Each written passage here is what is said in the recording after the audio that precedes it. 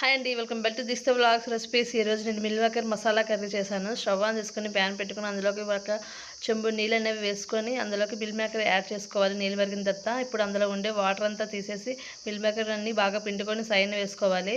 ఒక బౌల్లో వేసుకున్న తర్వాత కారం, పసుపు, ఉప్పు, ధనియా పౌడర్, జీరా పౌడర్, గరం మసాలా అలాగే పెరుగు వేసి కలిపి సైన్ పెట్టుకోవాలి. ఇప్పుడు అదే ప్యాన్ పెట్టుకొని వాటర్ వేసి ఆయిల్ వేసి ఆనియన్స్ అనేవి ఫ్రై చేయాలి.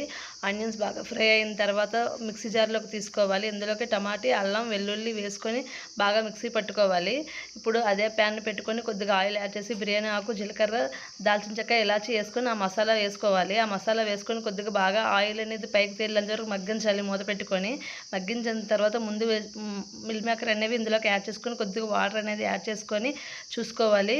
గ్రేవీ ఈ విధంగా వచ్చిన తర్వాత మూత పెట్టేసి మనం గరం మసాలా వేసేసి స్టవ్ ఆఫ్ చేసేయడమండి. కూర కుక్ అయిన తర్వాత చపాతీలోకి చాలా బాగుంటుంది. Please subscribe my channel. Thank you for watching.